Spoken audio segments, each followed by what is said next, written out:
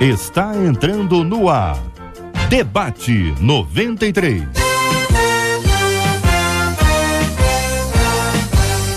Realização 93 FM. Apresentação J.R. Vargas. Alô, meu irmão, alô, minha irmã, já chegou o tio J.R. Estamos de volta, começando aqui mais uma super edição do nosso Debate 93 de hoje, nesta segunda, 10 de outubro. Fale com o Debate 93. 2461-0093. E-mail debate@radio93.com.br. Facebook Rádio 93 FM. Site www.radio93.com.br. Fale com a 93 pelo WhatsApp 96803-8319. 96803-8319. Eu já falei que essa semana do louvorzão? Falei?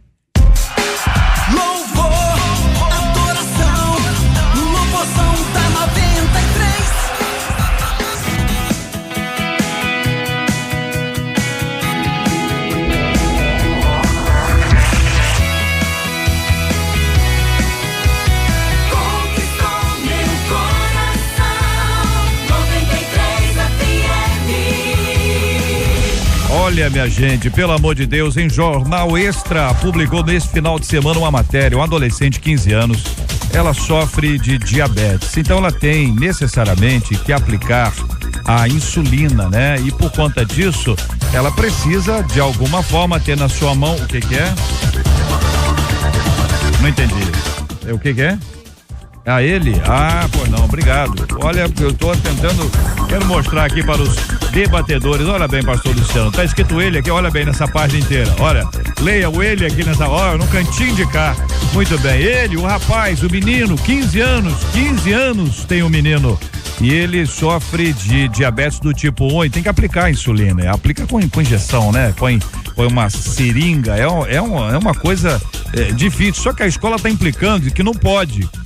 Por um lado a escola diz, olha, vai que o menino passa mal aqui, a responsabilidade é nossa. Por outro lado, o garoto precisa, se ele precisa, como é que faz? E aí você tem que colocar a cabeça para funcionar, e eu quero a sua opinião sobre esse assunto, se na sua opinião isso seria algum tipo de discriminação exercida pela própria escola, afinal de contas a pessoa já sofre por causa da enfermidade e ainda merece ser vista dessa forma. Nesse assunto, qual é o lugar da misericórdia, minha gente? E qual é o lugar da sabedoria, hein? A Bíblia é o livro mais produzido na China, na média de 1 por segundo, só que quase 100% dessa produção é exportada, e há uma pesquisa muito interessante aqui que aborda exatamente a necessidade que os chineses tenham acesso à palavra de Deus e a dificuldade que existe para que o evangelho chegue até a China. E aí nós vamos nos deparar com uma realidade. Tanta gente querendo receber a Bíblia e não pode. Tanta gente com a Bíblia na mão e não abre. Pelo amor de Deus, eu quero ouvir sua opinião aqui, hein? Você se sente privilegiado por ter o exemplar da palavra de Deus em suas mãos? Cá entre nós aqui, papo reto, hein? Papo reto, você costuma ler a Bíblia diariamente ou não? Quero a sua opinião, sua participação no nosso debate 93 de hoje, minha gente. Ouvinte dizendo, meu marido não consegue se controlar quando vê uma mulher passar. O que é isso, meu irmão? Olha, diz aqui o ouvinte, parece tão natural que ele faz isso em qualquer lugar. Eu me sinto extremamente humilhada, constrangida e com raiva. Pra ele eu sou louca. Será que realmente eu sou essa desequilibrada que ele diz que eu sou? Todo homem olha pra mulheres na rua. Afinal de contas, esse olhar, ele é incontrolável. Como esposa, tenho que concordar com meu marido olhando para as mulheres na rua. A Bíblia ensina que devo ser sábia, mas qual a forma sábia de lidar com esse problema? Quero ouvir sua opinião, sua participação é agora no Debate 93. Este é o Debate 93, com J.R. Vargas, na 93 FM. Muito bem, querida pastora Leia Mendonça, nossa Leinha, bom dia, Leinha, seja bem-vinda. Ô, Leinha, o marido da nossa ouvinte, diz ela, que ele é incontrolável. Bom dia, JR. Bom dia a todos os nossos ouvintes. Eu quero começar esse debate hoje agradecendo a Deus por estar ontem ali na Igreja Pentecostal Refúgio em Cristo, dos bispos Ronald e Elizabeth, e aquele coral lindo e maravilhoso. Eu fiquei apaixonada por aquela igreja. Eu disse que ia mandar um beijo para eles, estou mandando. Que Deus continue abençoando vocês, tá, meus amados? E quero dedicar o debate hoje para minha querida Iris e para minha querida Patrícia, que estão passando por um momento de saúde muito difícil, mas Deus está no controle. Bom, JR, esse meio é muito triste, chega a doer minha alma, né? Seria muito ruim eu ter que conviver com um homem que é meu marido e que olha para todas as mulheres que passam pela rua. Tem gente que ainda não sabe o que é casamento, né? Casamento não é só ir morar junto, juntar as escovas de dente, dividir a cama, ter relacionamento sexual. Não, casamento é muito mais do que isso. É um casamento de alma, é um casamento de sentimentos, sabe? É dois sendo uma só carne. Quando um homem faz isso com uma mulher, ele golpeia os sentimentos dela.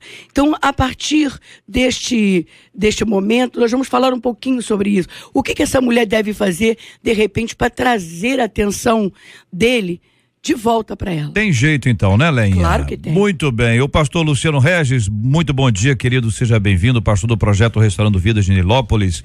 O ouvinte nosso dizendo: JR, aqui em casa é o contrário. Sofro porque a minha mulher que não pode ver outra mulher na rua. Eita, Jesus.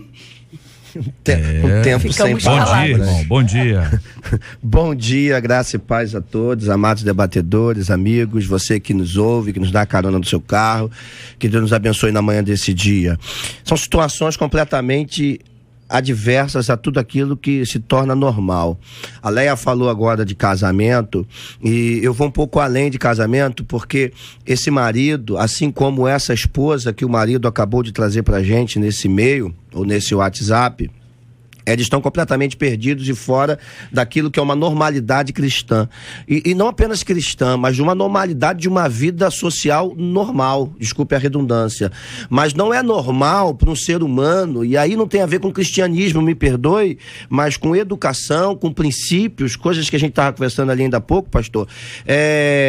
Um marido tá com a sua esposa e tá olhando para outra mulher, toda mulher que passa. Isso, além de pecado, se você é cristão, é falta de respeito. É falta de respeito com a pessoa que está ao seu lado. E não importa que tipo de fé você tenha, que tipo de religião você professe, isso de qualquer forma é falta de respeito. E aí, vindo para a fé, para Cristo, a Gálatas 5:1 diz que para a liberdade foi o que Cristo nos libertou. Para a gente permanecer firme e não se dobrar novamente ao jugo de escravidão, que é o que se marido do meio está fazendo. Ele está se dobrando ao jugo de escravidão. São situações dificílimas de serem tratadas, porque muitas das vezes, JR, são vícios que eu vou usar aqui de linguagem, vícios que as pessoas têm e que não lutam para se libertar. O cara vem do mundo e culturalmente no Brasil, a mulher que tem um corpo escultural, ela é assediada o tempo inteiro. E muitas das mulheres, elas até se vestem um pouco mais calientes, vamos dizer assim, para serem assediadas, só que isso, biblicamente, é pecado. 11h08. O querido pastor Gilton de Medeiros, da Igreja Batista em Jardim Santíssimo, muito bom dia, pastor. O ouvinte dizendo aqui pelo nosso WhatsApp: eu passo por isso com meu noivo, nós somos líderes e eu sofro com isso. Até na igreja ontem ele perdeu o controle, até esqueceu que eu estava do lado dele. E minha autoestima tá ruim, tô me sentindo um lixo. Entendeu? O que eu faço? Diz aqui a nossa ouvinte, porque eu estou pensando em não casar, até porque eu me sinto doente e feia, diz a nossa querida ouvinte. E aí, pastor Gilton? E aí, JR, bom dia amigos da mesa, bom dia ouvintes da 93, é uma alegria estar de volta a esse debate. Duas coisas, JR, uma sobre o comportamento masculino acerca dessa cultura visual que a gente tem, não é? Nós temos de uma forma exacerbada em nossa sociedade essa valorização do visual. E muitos homens não se controlam porque ou não foram educados para ter esse controle, para ter essa educação, como já foi dito aqui, para ter esse respeito, ou não se dão conta de que o que eles estão fazendo é algo ofensivo ou algo até mesmo agressivo. Então, é preciso que a gente se dê conta que essa valorização do visual, que é da nossa sociedade, da nossa cultura, não pode ser transposta para o dia a dia da vida das pessoas, do relacionamento das pessoas. E a outra coisa é no que diz respeito a esta moça que nos escreve, que está noiva. Ela não tem, JR, como controlar o seu noivo. Ela pode cuidar dela. E dentro do que ela pode fazer, uma das coisas é repensar esse relacionamento. Eu ouço muitas vezes aqui que o pessoal fica na expectativa de que a pessoa mude, né? Não, hoje ele canta as garotas assim na minha frente, mas no futuro ele vai mudar. Olha, a experiência. Eu tô exatamente, porque o que eu já ouvi aqui, vocês aqui em tantas ocasiões dizendo, olha, não fique com essa expectativa, todo mundo muda, todo mundo melhora um pouquinho, piora um bocadinho. Agora tem certas coisas que se a pessoa não confrontar hoje, amanhã ela não vai poder, vai dizer assim, você casou comigo, eu já era assim. Nós inclusive já fizemos um debate aqui falando sobre isso. Namoro é exatamente para isso. É para ver essas coisas que ele não concorda, que magoam. Esquisito. E é muito importante a pessoa entender que ela pode mudar a si mesma, não mudar o outro. O pastor Marcelo Gleiser, da Igreja Viva em Pendotiba. Pastor, muito bom dia, seja bem-vindo. Uma de nossos ouvintes, pastor, ela acrescenta um ponto, nós não vamos entrar nesse aspecto hoje aqui, efetivamente, mas ela faz um link desses dois assuntos aqui, com a questão do homem do marido dela, efetivamente, aqui, né, que olha e que tá viciado em pornografia.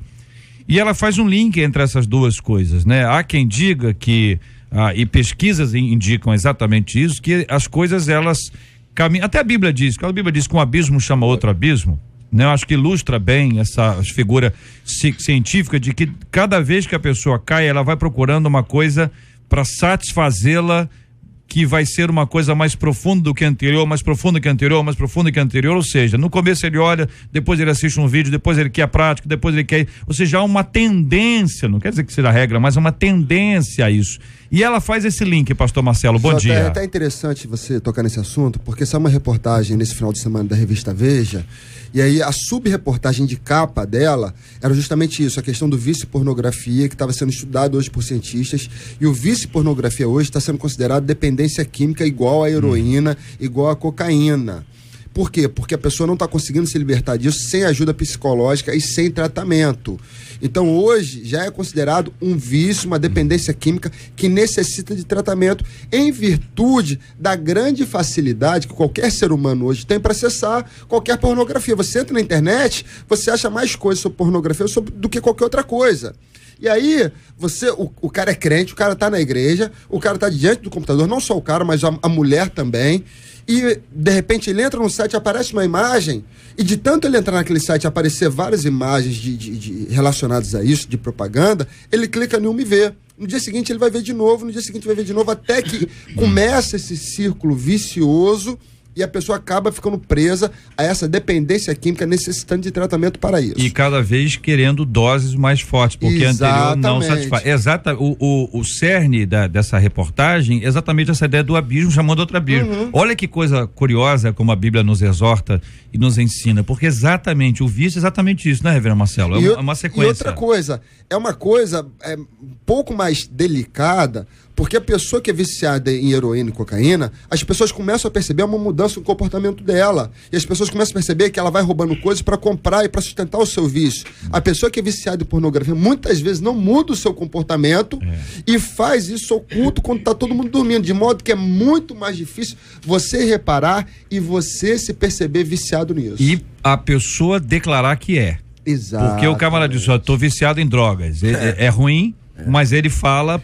Agora, dificilmente você vai ver uma pessoa dizendo, eu já tô viciado aqui. Saiu recentemente nas redes sociais um vídeo onde um ator famoso de Hollywood, ele se declarou viciado em pornografia, e aí ele conta que ele mesmo procurou tratamento, e ele disse que ele se tocou que era viciado em pornografia, que precisava de tratamento, porque o vício dele de pornografia estava começando a afetar o tempo que ele tinha com a família dele. Então, ao invés de ele passar tempo com a família, ele passava tempo com o computador. E no momento que isso aconteceu, ele percebeu, eu preciso dar um basta nisso, que isso está afetando minha vida. Olha aqui, ouvinte no nosso WhatsApp, é o 96, minha gente. Anota aí o nosso WhatsApp e salva. 96803-8319. 96803-8319. Leinha, um ouvinte dizendo: a minha esposa diz que eu olho para todas as mulheres que existem na igreja. Eu não olho, Leinha. Isso é um transtorno. A minha vontade é de morrer. Diz aqui o nosso ouvinte. Porque tem isso também, né? Tem mulheres que cismam que o marido está olhando. Eu estou vendo que você está olhando para aquela sirigaita. E às vezes o marido nem está olhando. Sirigaita o que é? Sirigaita. Ai, Piriguete. gente, um intérprete aqui, por favor. Piriguete. Piriguete. Mas tô antenado, hein? Piriguete, né? Eu estou, olha, eu tô vendo que você está olhando para aquela sirigaita. E às vezes o marido realmente, ele só passou a olhar. E tem mulheres que realmente implicam, né? São duas vertentes que a gente vê nessa situação. Agora, a gente tem que tomar cuidado também para a gente não ser exagerada no nosso ciúme, né? E outra coisa, o pastor Gilton, ele usou uma expressão aqui que eu amei, né? O senhor falou aí que nós temos o costume exacerbado, né, do visual, essa tendência pelo visual. Visual, né? E é mesmo, porque a gente olhar para uma pessoa bonita, dá vontade de a gente olhar de novo. E nem sempre a gente está com maldade, né? Então, um dia entrou no meu gabinete uma jovem senhora, linda. Eu fiquei até orando para não ficar com inveja dela. Tão bonita que ela era. Gente, Deus deu tudo para ela, sabe? Cabelo louro, comprido, olho azul, bíceps, tríceps, barriga, tanquinho, sabe? Toda. Viu mesmo, hein? Toda muito bonita. Aí eu até esqueci que eu era pastora, eu ia fazer gabinete com ela, eu até esqueci que eu era pastora, eu falei assim: menina, que panturrilha é essa? Olha sabe? só. Olha então, só. olhar. Não, gente, e não é questão de ser homossexual, lésbica, nada disso. É porque a beleza chama atenção. Claro. Né? E às vezes a gente confunde. Às vezes não é que o marido tá dando em cima. Ele achou bonito. Eu cheguei aqui e já falei. Pastor Gilton com esse cabelo branco parece o Richard Guerra. Olha aqui o pastor Marcelo. Olha que coisa linda. E aquele óculos seu? Você trouxe o novo? Tá com aquele óculos antigo, né? Jota, ouvinte dizendo assim: JR, eu também passo por esse mesmo problema. Meu marido olha para todas as mulheres na minha frente. Isso quando ele não faz questão de puxar assunto. Olha. Que aí, sabe, hein? Sabe que Mateus capítulo 5, Sermão do Monte, o Senhor Jesus ele vai dizer o seguinte: mas eu lhes digo, isso na Nova Versão Internacional, qualquer que olhar para uma mulher para desejá-la, já cometeu adultério com ela no seu coração. Quando o Senhor Jesus diz qualquer que olhar para uma mulher, na língua hebraica haviam duas expressões para olhar.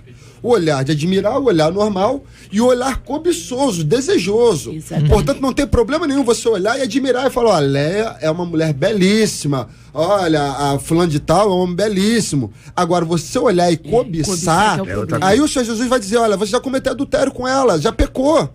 Então, o problema, a gente tem que deixar isso bem claro, o problema não é olhar para uma pessoa e dizer: essa pessoa é bonita. Ver um artista de televisão, de cinema... Convém.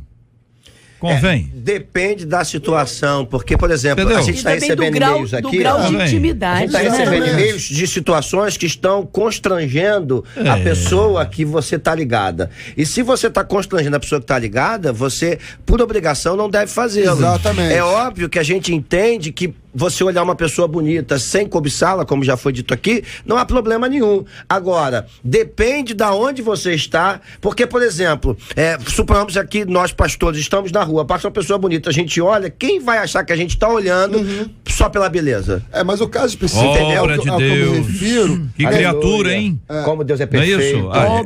Que obra linda. A aparência do mal, né? Olhar pra pessoa, não é nem olhar pra mal. pessoa. O que eu tô dizendo é, você tá vendo, tá no cinema, aparece um artista, você pensa, pessoa bonita, bonita e ponto final. A verdade Agora, é na que a rua gente não deve olhe, falar na rua não nunca, olhe. né? Na Ficar rua não falando. olhe, na rua não O olhe. marido chegar e falar assim, que Exatamente. mulher bonita. Ah, não. É, Nenhuma aqui, mulher o quer ouvinte ouvir. dizendo, JR, se fosse o meu esposo, daria um sacode nele. Daria perguntaria bem alto. Gostou? Entendeu? E sairia. Ouvinte, eu bravo. Ouvinte, o pessoal o cara, acho que o camarada sabe com quem mexe, né? Eu acho que tem gente que acha que a pessoa JR fala baixinho, então tá bom. O pessoal já pede, né? Eu tenho um cunhado assim, JR. Ele quase fura o olho da minha irmã com guarda-chuva na rua por causa de uma mulher. Ô, louco. Meu Deus. Baixando, tô imaginando a cena, baixando, hein? Se eles estão de carro, ele diminui a velocidade pra olhar. Gente. Isso é assintoso, eu acho né? que já Um chegou. sacode Assintoso, nele, é. né? Eu acho que já chegou até essa pessoa não ama, né? Não. Porque se amar não faz um negócio Quem ama, desse. cuida, né? Tem ouvinte perguntando aqui, eu quero que vocês respondam, hein? Acho um absurdo falar somente do homem. Existem mulheres que fazem o mesmo. E é verdade. Eu até já li falado aqui, aí, ouvinte. Já li aqui de um caso exatamente da mulher que faz a mesma coisa. Existe olhar de desejo, mas existe olhar de admiração. Foi o que a Leinha disse.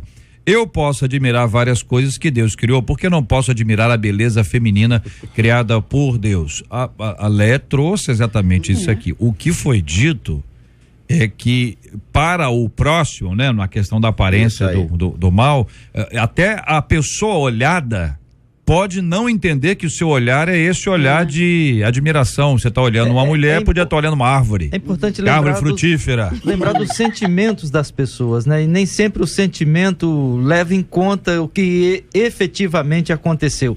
Você olhou sem intenção nenhuma, era só admiração, mas quem está do lado vai sentir-se menosprezado, vai sentir-se deixada de lado, então tem que respeitar esse sentimento de quem está do seu lado, que é, afinal de contas, com quem você convive, né? Agora, é difícil mudar uma pessoa assim. Por isso que quem está namorando, ou uma mulher ou um homem, que tem essa facilidade de ficar se derretendo pela pessoa, né, alheia, eu acho que deveria pensar bem antes de casar. Agora, sabe? Porque existem muitas pessoas que elas são assim mesmo, até para dar a paz do Senhor. É uma paz do Senhor meloso, segura na mão e não quer mais largar. Segura e vai, né? Segura na mão, não quer largar, é aquele jeito. E às vezes a pessoa é casada, tem esposa, tem marido e não se toca, parece que não tem senso, né? Zé, agora o ouvinte dizendo, JR, sempre quando passa uma mulher bonita, eu estando ao lado do meu esposo, eu olho pra ele pra ver qual é a reação dele. Olha, entendeu? Aparece lá uma pessoa que ela julga bonita, Então, ela olha pra ele pra saber se ele tá olhando. Emocional. Tá muito insegura, não tá? Tá, já virou uma cadeia, uma prisão emocional. Então, pra você ver o quanto isso vai gerar problema. Isso é questão só de tempo. Vai gerar um problema sério. Eu queria dar um exemplo meu de muitos anos atrás. Deus, quando eu vou pregar, e eu tava numa outra igreja, uma denominação, Deus, ele fala, Deus começa a ministrar muitas coisas no meu coração, e às vezes ele vai falando da vida de pessoas comigo, né? Embora eu não goste muito de levantar, tem coisas que eu não gosto, então eu coloco na mensagem que eu vou pregar. E aí eu estava sentado num púlpito, né, onde ficam os pastores, no púlpito não, em cima do altar, e Deus começou a falar comigo sobre uma mulher que estava lá, uma mulher de meia idade, e eu comecei a olhar para aquela mulher, mas eu não a via, eu vi a história dela passando diante de mim, eu comecei a ver, e depois preguei normalmente. Obviamente aquela mulher veio no altar, porque ela ouviu Deus falar com ela, eu fiz o apelo, Deus fez a obra, não precisou colocar a mão nela, não precisou fazer nada, porque Deus fez a obra. Mas a prima dela que estava do lado, isso tem muitos anos, veio pra mim e disse, o senhor gostou da minha prima? Aí eu, quem é a sua prima? O senhor não tirava o olho dela, aí eu... Meu Deus. A partir daquela noite, eu comecei a me policiar. Porque, veja, o quanto isso é perigoso. Deus estava falando comigo sobre a vida da mulher. O que eu coloquei na mensagem. Eu podia ter ido até ela, colocar a mão no ombro dela e falar assim, olha, Deus está falando isso comigo e vai abençoar a tua vida. Bom, nem lembro o que era naquela época. Mas o quanto as pessoas ao redor elas podem te interpretar completamente mal. Verdade. A partir disso, eu mudei completamente a minha vida. Quando Deus fala comigo, às vezes, sobre algumas pessoas, às vezes eu fecho até os meus olhos. Por quê? Inevitavelmente, se Deus está te falando de algo, você vai olhar para essa pessoa. Então, às vezes, eu fecho os olhos para que Deus continue ministrando. Ouvinte dizendo aqui, JR, eu até mostro pro meu marido quando vejo uma mulher bonita. Ela que mostra, olha lá. Olha lá. Tu viu ali? Não tinha visto ainda. Jota. Estamos juntos há 28 anos, diz ela. Quando passa um rapaz bonito, eu também olho. Olha aí, ouvinte. Jota. Ouvinte, não brinca Sabe com que fogo, ouvinte. Existe o outro lado da moeda, né? Olha aí. Certa vez eu tava fazendo um estudo em 1 Timóteo, aí diz lá em 1 Timóteo o seguinte, que as mulheres, elas devem se vestir com discrição. E aí eu fui ver o que significava isso, o autor estava explicando, ele estava dizendo o seguinte, ele não está proibindo as mulheres de irem bonitas para a igreja, o que ele está dizendo é o seguinte, que as mulheres não devem ir vestidas para chamarem mais a atenção dos homens e tirar os homens de olhar para Deus. Hoje em dia tem mulheres indo para a igreja vestidas para matar, não é nem bonita não. Não é nem ir bonita. Eu acho lindo quando as mulheres vão bonitas para a igreja. Mas tem mulher indo para a igreja hoje vestida como se estivesse indo pra balada. Mas tem mulher que vai de burca para a igreja de segunda a sábado, tá vestida. Como é que é a expressão? Para matar. Vestida para matar. Então parece uma hipocrisia, entendeu? Quer dizer, não tem que se vestir desse jeito nem domingo, nem de segunda. A não ser que seja pro esposo dela, hein? Sim, no horário nobre. No horário nobre. Mas tem. Não existe maneira de se vestir para ir para a igreja. Tem jeito para a pessoa ir na igreja. Tem gente que não consegue nem se ligar em Deus, porque as mulheres hoje, vamos abrir um parêntese, as mulheres estão muito bonitas hoje. As mulheres estão demorando para envelhecer. Os corpos são bonitos, porque estão na academia sempre. Então, gente, se chama a atenção de uma mulher, não vai chamar a atenção de um homem? É claro que sim. Então, como diz a palavra de Deus, o apóstolo Paulo nos dá essa orientação, nós mulheres devemos nos vestir decentemente, santamente, porque homens, eles são atraídos pelo visual, não tem jeito. O problema nessa questão, Leinha, e eu concordo com o que vocês estão dizendo, é que a igreja, ela está aberta para todos. Então, nem sempre uma mulher que está chegando e está até frequentando uma igreja, ela já está liberta e já confessou Jesus como Senhor. Então, eu acho que, infelizmente, a gente tem que aprender a lidar com essas circunstâncias, com essas situações, sobretudo quem já está em Cristo. Né? Mateus 18, se o olho te faz pecar, arranca. O melhor estar sem o olho no céu do que com os dois para o inferno. Então, existem... Pastor Luciano, pergunta ao senhor em tese, esse tipo de vestimenta apontada aqui, descrita, ainda que não tenha detalhes, mas acho que todo mundo entendeu, é mais comum no novo crente ou no velho crente? É mais comum no novo. No novo crente? O antigo crente não tem isso, até porque ele vem de uma outra linha, né? O antigo crente, na sua opinião, então, a pessoa que tá crente, tá na igreja há mais tempo. Essa é a dúvida. Há muito mais tempo. É menos provável, mas existem pessoas que se libertam, tipo assim, eu antigamente estava cativo, agora me libertei. Aí entrou pra academia, eu conheço vários, que entraram pra academia e agora, menina, é o tempo inteiro, Tem muita mostrando gente velho de igreja que tá... Agora, porque o novo crente, ele tem tanta disposição para aprender, entendeu? Ele é capaz de dizer assim, essa roupa é adequada? Tem mais reverência. Entendeu? Tem mais reverência. Não é sempre, não é regra, é evidente. Olha, tem uma pessoa aqui no meu Facebook dizendo assim, pega o chinelo e mostra que ele voa. Olha. E tem endereço certo, que ele se encontra rapidinho. Mas na igreja não pode fazer isso não, irmã. Que é isso, irmã? Ouvinte explicando, sirigaita não é igual a periguete. Sirigaita é igual a prostituta e periguete é igual a mulher provocadora. Obrigado, então ouvinte. Trazendo aqui as suas opiniões. Mesmo. Olha, meu Deus. No coração é a mesma coisa. No coração é a mesma coisa. No coração é a mesma coisa. Não, mas vocês estão sendo muito doidos. Uma reportagem exibida pelo SBT Brasil apontou o caso de uma mulher de 28 anos que, ao recusar uma cantada de um homem que estava no mesmo bar que ela foi perseguida por ele no centro de São Paulo e, ao ser alcançada, ela foi agredida. É uma manicure, ela estava com um amigo em uma mesa, quando o homem foi até ela, cansada de ouvir as cantadas, ela se levantou e foi embora. O homem foi atrás e, quando recebeu o segundo não, o que ele fez? Começou a xingá-la e deu um soco na nuca dela. Ela caiu desmaiada com o rosto no chão, quebrou o nariz e perdeu alguns dentes. Mas que soco na nuca foi esse, hein? Isso é uma Que doença. absurdo, gente. Crime, Isso né? acontece O cara, muito, segundo, não, recebeu Mas é não outra engraçado, vez. Que né, coisa, JR? hein? Acontece Tem muito. homem que não consegue ficar calado quando uma mulher bonita passa. Ele tem que fazer fio-fio, ele tem que assobiar, ele tem que fazer um monte de negócio. Mas esse fio-fio, desde a minha época, eu nunca entendi. Isso nunca funcionou, já funcionou alguma vez? Nunca. eu Mas não tem soube homem de que é nada. incontrolável, né? Não quer dizer que sejam todos, graças a Deus. Eu tô impressionado, entendeu? Porque eu tô lendo aqui as opiniões, perguntas dos nossos ouvintes, como tem gente que vivencia isso, como tem mulheres reclamando exatamente isso aqui, para dizer, olha, eu tô vivendo essa luta aqui, conheço pessoas que vivem isso aqui, ouvinte, eu conheço um casal que ele olha para tudo e todas, a esposa dele não aguenta mais, porque ele olha até na frente dela, a ponto dele fazê-la passar vergonha na rua caso ela comente. E ela já pegou ele no computador vendo filmes. Entendeu? E ele não a procura. Você tá sabendo de coisa na intimidade deles aqui, ouvinte. Ele não a procura. Entendeu? Se é que vocês me entendem. Entendeu? Não a procura. Enfim, tá sabendo das Também coisas, mas ela- tá também ela não se trazendo esconde, aqui. né? Não é isso? Jota, há uma questão que é a seguinte. Oi. Se a pessoa é não crente, a Bíblia fala que essa pessoa é dominada pelo pecado. E é um fato que o homem ele é atraído pelo olhar, a mulher, o pessoal diz que é atraída pelo que ouve.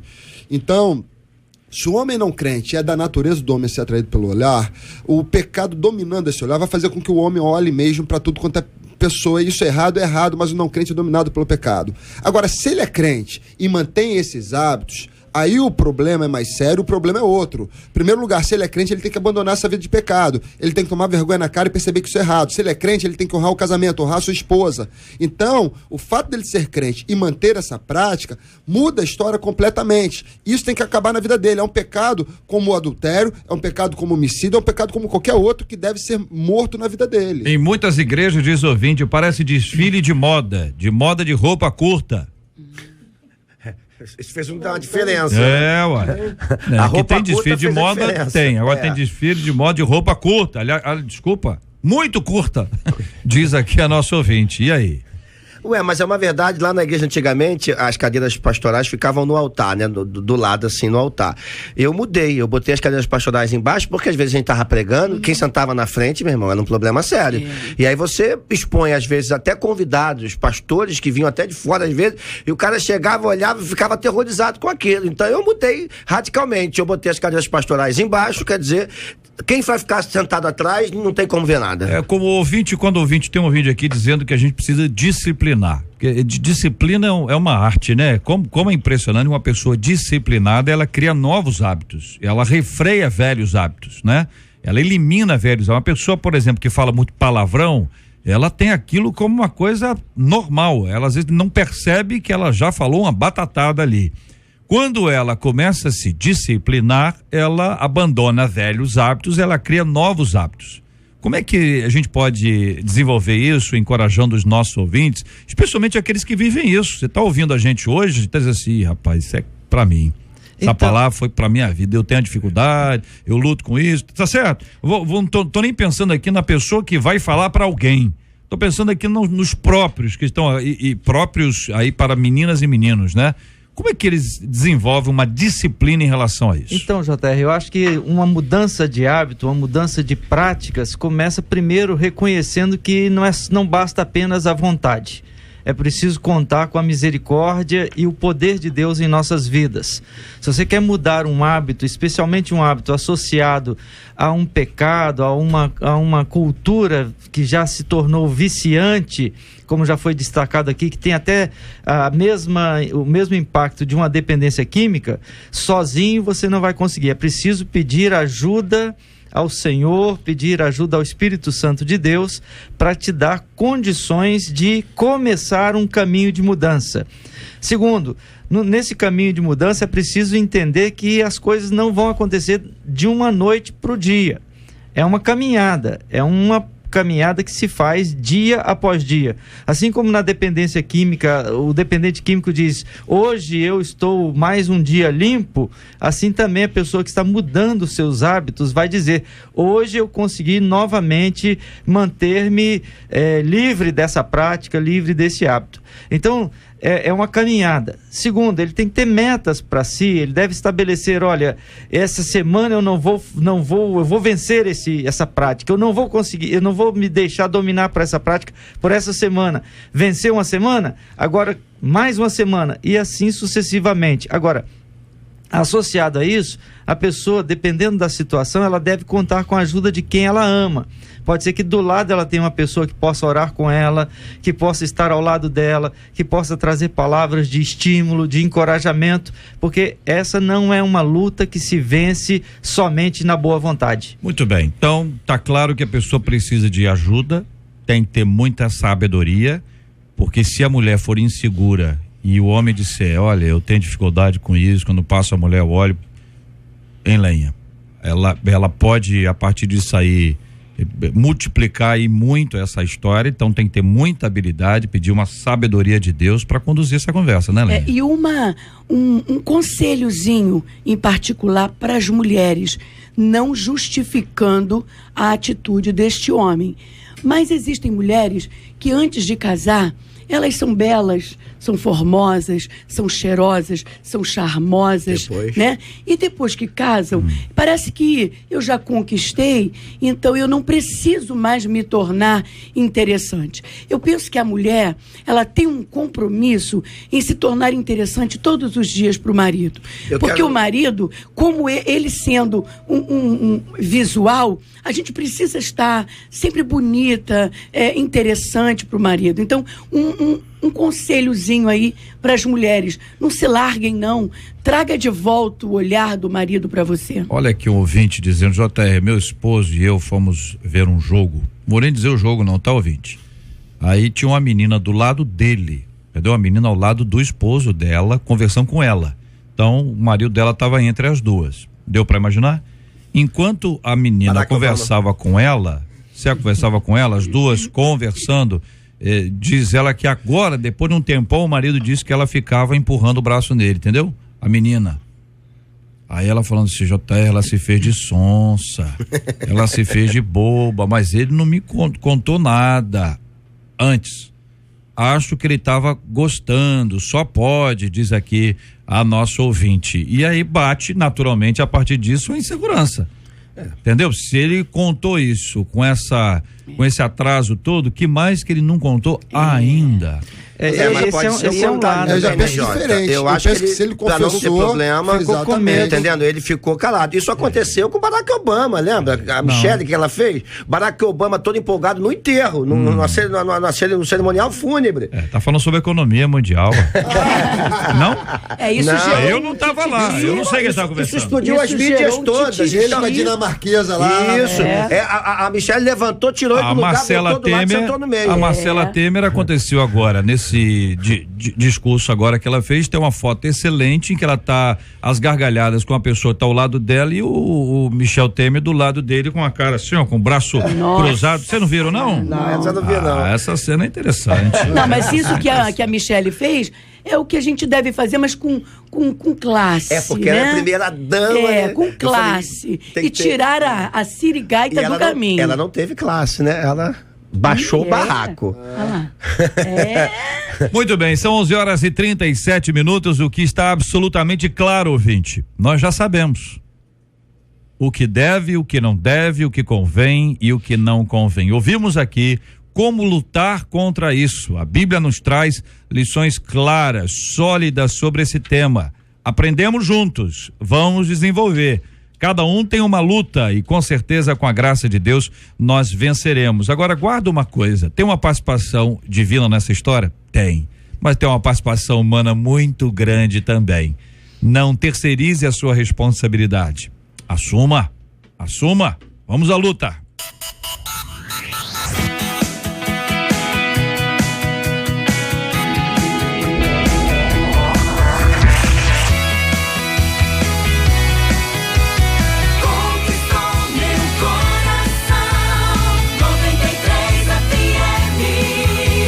11h38 no Rio de Janeiro, minha gente. O Jornal Extra publicou esse final de semana uma matéria sobre o caso de uma adolescente de 15 anos, diagnosticada com diabetes do tipo 1, que ela teve sua matrícula cancelada em julho numa escola particular de São Gonçalo por precisar usar insulina durante o horário escolar.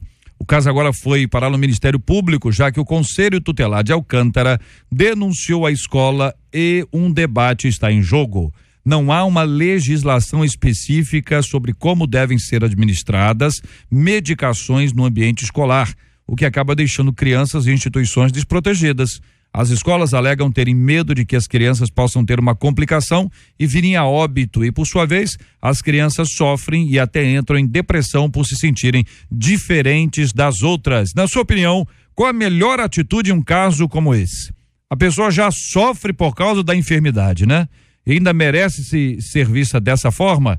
Nesse assunto, qual é o lugar da sabedoria e da misericórdia que pensam os nossos ouvintes e os nossos debatedores? Então, JR, primeiro que essa seringa de insulina, ela não é uma seringa, ela é tipo uma caneta, que a pessoa põe a agulhinha lá, então quer dizer, a mãe ou o responsável já põe para essa pessoa levar pro colégio, ela gira um negocinho que dá a dose certa, não tem como dar a dose errada porque ela gira, para no número e ela dá na barriga geralmente. Então assim, eu acho que falta sabedoria, de fato, numa pessoa de um negócio tão simples hoje e tão vital para a saúde de uma pessoa. Tem horário, não tem horário que a pessoa toma? Tem horário, tem tudo, então quer dizer, falta... Me parece que faltou a direção dessa escola marcar uma consulta com um médico para saber como é que é isso. Qual a implicação disso? Eu acho que faltou São um muitas pouquinho crianças de informação dos próprios pais. Aí aqui está dizendo assim, as escolas alegam terem medo de que as crianças possam ter uma complicação e virem a óbito.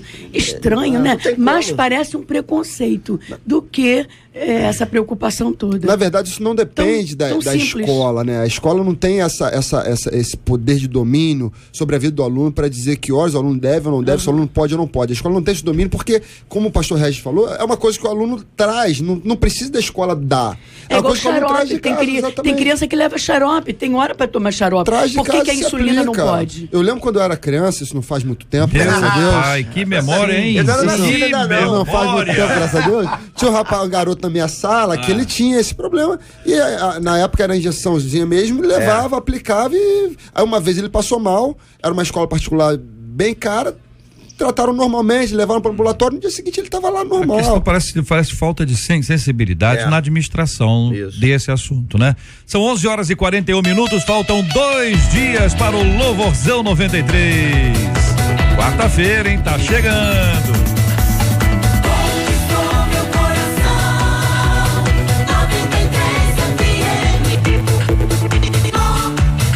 A Bíblia é o livro mais produzido na China, na média de 1 por segundo. Só que quase 100% dessa produção é exportada, o que faz com que os cristãos chineses não tenham a sua própria cópia das Escrituras.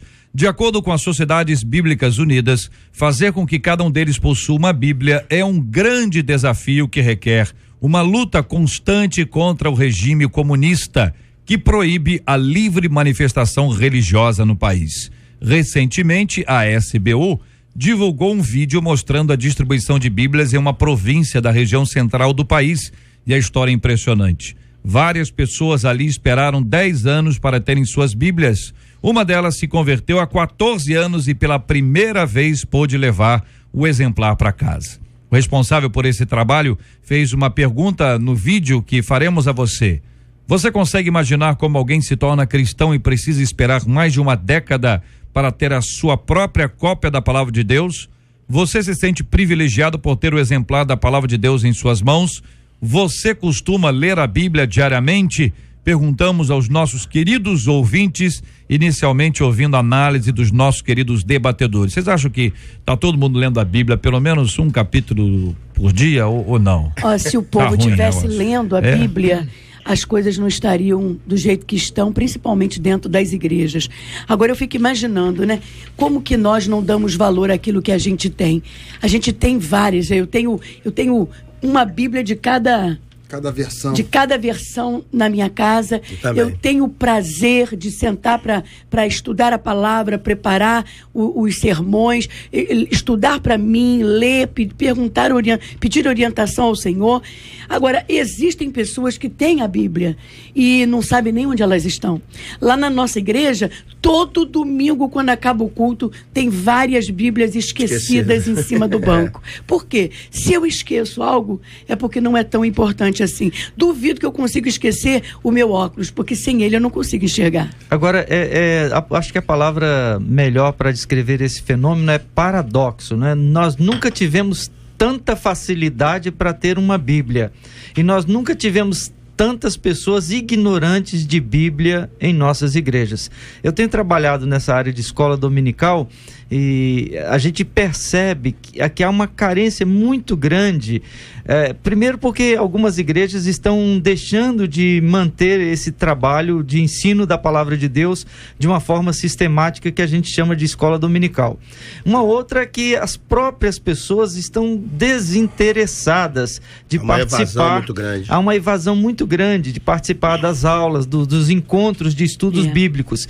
E mesmo no dia a dia em suas casas, as pessoas não leem mais, não consultam mais a Bíblia e parece que para elas a Bíblia não tem mais algo a dizer. Quando na verdade a gente sabe que se queremos falar com Deus, se queremos conhecer a Deus, se queremos saber o que Deus quer para as nossas vidas, é na palavra de Deus, é na Bíblia que nós vamos encontrar. Mas é o paradoxo, temos a Bíblia, mas não as abrimos. Eu lembro, JR, de uma história que o missionário Ronaldo Lidório contou certa vez, que ele traduziu o Novo Testamento por uma tribo indígena da África, para a etnia, para a linguagem daquela tribo, só o Novo Testamento. Isso.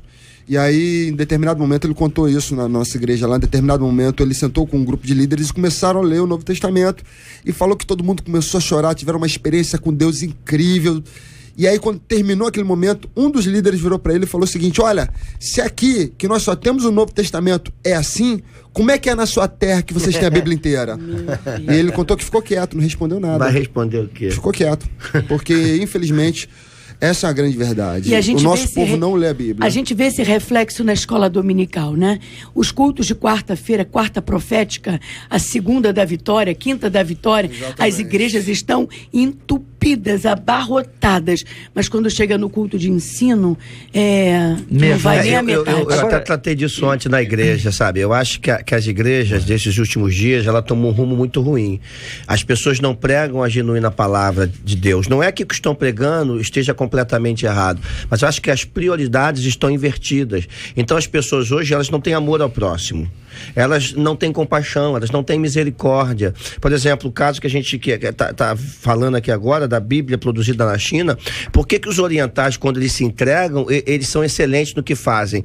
Porque eles se entregam de corpo à alma. Os ocidentais são completamente diferentes. Eles têm tudo de maneira, entre aspas, muito fácil e na verdade acabam não valorizando, como foi o exemplo dado aqui na mesa. Então o que a gente precisa é voltar a pregar a verdade. Eu acho difícil hoje uma escola dominical bombar numa igreja, então a gente precisa transformar isso. A gente precisa ir de altar, fazer com que esse ensino volte para a pessoa, para que as escolas dominical voltem a encher, entendeu? Então a gente precisa começar isso do altar, porque não adianta reclamar que as salas estão vazias. A gente precisa começar uma transformação lá de cima. Entendeu? Parece que, de alguma forma, já há um entendimento de que existem várias portas para acesso à educação bíblica, né? A escola, uma célula, uma reunião menor, maior e tal.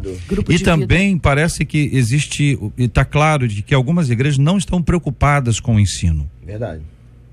Né? Não estão preocupados, não é o meu foco. Então o meu negócio aqui é esse aqui, o outro é aquilo. Até parece que você precisa ser de umas 5 igrejas diferentes para você ser atendido em 5 questões diferentes na sua vida. É um negócio extremamente estranho. Só que na verdade as pessoas estão caminhando, e algumas delas mergulhadas nessa prática. Então hoje eu estou querendo uma coisa mais animada. Então eu vou na igreja tal. Hoje eu já tô animado demais, preciso de uma coisa que me acalme. Eu vou na igreja Y. Olha, hoje eu tô precisando de palavras, sabe? Tô com saudade do tempo que eu ouvi um estudo bíblico de verdade. Aí vai na igreja, tem ensino bíblico de verdade. Será que isso é uma loucura? Porque nunca foi esse o plano de Deus. Olha para a Bíblia. Veja a Bíblia como é que ela é descrita. Então, só que isso foi, com o passar do tempo, pressão por resultado, pressão por isso, pressão por aquilo, as pessoas até bem intencionadas começaram a criar uma série de outras alternativas para que as pessoas tivessem acesso a isso. E na verdade estamos criando discípulos assim, porque você faz discípulos sabendo o que está fazendo ou não. Você está discipulando correta ou incorretamente. Ninguém deixa de fazer discípulo, porque a gente não faz discípulo com discurso, é com prática. Então, se uma igreja tem isso, já está fazendo discípulo. É assim que nós somos. Nossa igreja tem essa dificuldade. Um dia nós somos isso, depois nós somos aqui, depois nós somos aqui, depois nós somos aquilo outro. Então, como é que as pessoas são? No fundo, o pastor está achando que cada tipo vai atender a um público diferenciado. Mas não, na verdade, ele está criando pessoas que são totalmente enfermas. Elas têm um dia uma coisa, outra hora é outra coisa, e esse é um modelo que no médio prazo ela implode a pessoa. Isso aí. Aí você vai ter um monte de gente que não quer mais saber de igreja. É porque cansou. Na religiosidade, JR, nós estamos adotando o mesmo estilo da sociedade de consumo. As pessoas optam por aquilo que elas estão com vontade de consumir. Então, hoje eu quero comer em determinado restaurante, eu vou comer galeto. Outro dia eu vou comer carne de vaca, carne de boi. Então, quer dizer, um dia eu vou no louvorzão, um dia eu vou no estudo bíblico. É a cultura do consumo. É um self-service religioso, onde as pessoas não são atendidas na sua totalidade, mas sim naquilo que interessa a ela naquele momento de consumir. E voltando aqui ao nosso assunto, é Bíblia. Eu até entendo que algumas igrejas, Leinha, têm responsabilidade nisso. Elas não instruem, não ensinam, eu concordo com isso. Mas qualquer um de nós, e nós 5 aqui, 6, 7 aqui do nosso estúdio agora, que tenha passado por uma experiência de conversão, nós vamos direto à Bíblia. Isso aí. Não depende. Tá certo? Nós temos fome. Essa foi a minha experiência, entendeu? De ler a Bíblia em casa, claro. Eu procurei pastor, para todo mundo, tive ajuda de uma galera, é evidente que sim. Mas nada substitui o meu compromisso com a Bíblia. Então eu pego a minha Bíblia, eu tenho que ler a minha Bíblia. Se eu não entender, eu anoto. Se eu não entender a anotação, eu peço ajuda. Eu vou para, sabe, essa coisa, porque a minha igreja não faz, então eu não faço. Eu acho que isso no médio prazo acontece mesmo, que domestica a pessoa. A pessoa acaba se adaptando a uma realidade de não acesso à Bíblia. Acontece mesmo. Esfria com o tempo? Pode acontecer. Mas a gente não pode abandonar a nossa Bíblia. Não pode. Essa é a minha responsabilidade pessoal. Existem muitas pessoas não libertas dentro da igreja, porque o que liberta é a verdade, e a verdade não está sendo ensinada. Existem pastores, inclusive, que se eles não fizerem a igreja crescer em número, eles são transferidos, eles são remanejados, eles não ficam ali na liderança. Então tem toda uma apelação para que a igreja incha. Acho que o JR fez um diagnóstico aqui muito inciso, muito preciso em algumas coisas que estão acontecendo. Inclusive, semana passada eu tinha conversado isso com a minha liderança e de algumas coisas Deus tem me incomodado, tem mudado. O JR fez um raio-x aqui preciso do que está acontecendo. Gostei muito das palavras do JR. Eu também estou nessa linha. Por exemplo, quando eu me converti, eu vim de uma vida de pecado, de uma vida toda errada, como todos nós vemos. Alguns pouco mais, outros menos. Eu lia 8 horas de Bíblia por dia. Eu tranquei minha faculdade, eu fazia faculdade de Direito. Meu pai ficou com ódio de mim, meu pai era diretor de uma grande escola de samba, não entendeu nada, mas eu tinha fome. Eu tinha sede, e não era um culto, pastor, que me saciava, sabe, pastor Gilton? Então, eu ficava dentro de casa, em jejum, oração, estudando a palavra o tempo inteiro. Isso mudou minha vida. Eu acho que a gente precisa voltar à palavra de Deus. E esse caminhar na palavra de Deus é o seguinte, eu até entendo, tem gente que fica intimidada, porque tem gente que parece que sabe muito. Sabe que as pessoas, tem gente que ora, não tem uma oração linda, a pessoa faz uma oração, rapaz, que desse gente, que raciocínio lógico, que coisa linda, que palavras maravilhosas, a pessoa fala bonito, e aí intimida os outros, intimida, se fala assim, não vou orar perto desse irmão aqui não, vou passar a vergonha, e a pessoa às vezes fica tão envergonhada com isso, tem gente perto dele que sabe tanto da Bíblia, e na igreja não pode ter isso, ninguém é melhor do que ninguém, gente. Isso aí. Na igreja nós somos iguais. Quanto mais você estuda a Bíblia, mais você fala melhor, você ora melhor. E eu lembro que quando eu ainda trabalhava na Varig, o meu gerentão lá, de vez em quando ele chegava e falava assim, Leia, me diz o significado dessa palavra. E eu sabia, porque eu já tinha lido aquela palavra na Bíblia. Então eu aprendi muita coisa com a palavra de Deus. Muito bem, queridos, faltam 7 minutos para o meio-dia. Hoje nós estamos recebendo de volta o horário eleitoral. Muita gente está alegre com isso. Pelo menos 2 pessoas. Os 2, Marcelos. Entendeu? Estão felizes com isso. Os demais, eu não sei se estão. Eu não me incluo nesses 2. São os outros 2. Eu ia falar aqui sobre um outro assunto, que segunda-feira é conhecida como dia oficial de começar a dieta, mas para falar sobre esse assunto tem que ser terça. Tem que ser. Tem que ser na terça-feira. Segunda, gente. Porque segunda vai comentar. É que o pessoal fala aqui, ó, segunda-feira é conhecida como dia oficial de começar a dieta, manter o foco em busca da medida certa. Entretanto, isso não é fácil, ainda mais quando a comida vira uma válvula de escape para situações desagradáveis. Quando se alimentar funciona como uma ajuda para lidar com problemas pessoais, o apetite é considerado por especialistas como fome emocional. Pode-se dizer que a vontade de diminuir a sensação do desconforto emocional por meio da comida, enquanto a fome fisiológica é a necessidade real, explica Márcia Dascal, que é nutricionista, também conhecida popularmente como nutróloga. É um negócio quente, Então essa fome emocional aí... acontece, Leia? Claro, é ela que faz engordar. Não tem gente que perde a fome quando tá com alguma questão emocional? Depende, mas a maioria quando tá nervoso, por exemplo. Eu quando tô um pouquinho tensa, eu gosto de comer um docinho.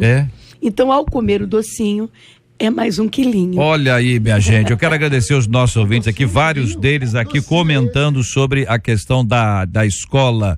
Vários ouvintes aqui, inclusive ouvinte dizendo, olha, se tiver a receita médica, leva a receita, toda a escola precisa entender isso. Um ouvinte contando aqui um episódio curiosíssimo, que o remédio, ele era administrado pela professora, entendeu? Porque era orientado, a maneira como deveria acontecer, a forma certa. Então, eu quero agradecer os nossos ouvintes, porque nós todos crescemos muito quando os nossos ouvintes compartilham conosco a sua experiência.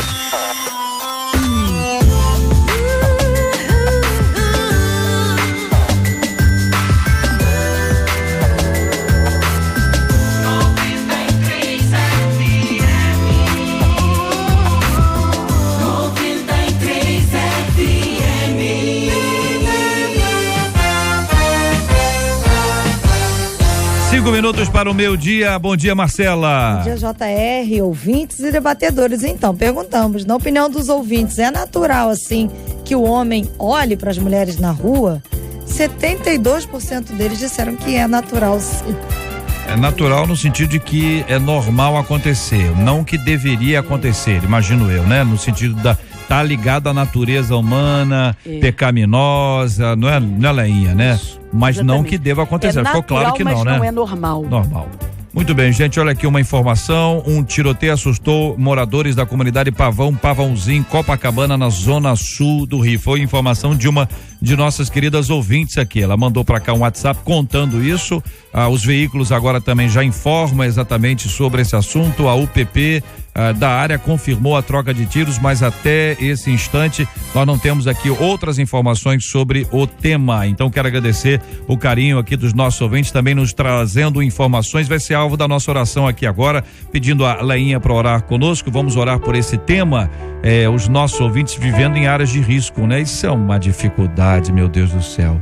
Vamos pedir a bênção do Senhor. Vamos orar também pelos temas que nós discutimos hoje aqui, lembrando de maneira especial, orando pela cura dos enfermos e pelo consolo aos corações enlutados, e de maneira especial pelo Louvorzão 93, que vai acontecer nessa quarta-feira, dia 12, na praia de Copacabana, a partir das 14h. E um beijinho para todos os que me seguem nas redes sociais. Senhor nosso Deus, nosso Pai querido e amado, colocamos o nosso Rio de Janeiro nas tuas mãos e pedimos que o Senhor guarde este estado, a votação que vai acontecer em breve, que o teu povo tenha consciência do que vai fazer nas urnas. Também, Senhor, visita agora os enfermos, os enlutados, aqueles que estão precisando de socorro urgente. Também seja com as famílias, com os homens que tenham mais respeito, carinho e amor por suas esposas. E as esposas que também sejam carinhosas e que respeitem seus maridos. Toma os filhos e as famílias de um modo geral. Oramos assim agradecidos no nome de Jesus. Amém, Senhor. Deus te abençoe. Você acabou de ouvir Debate 93.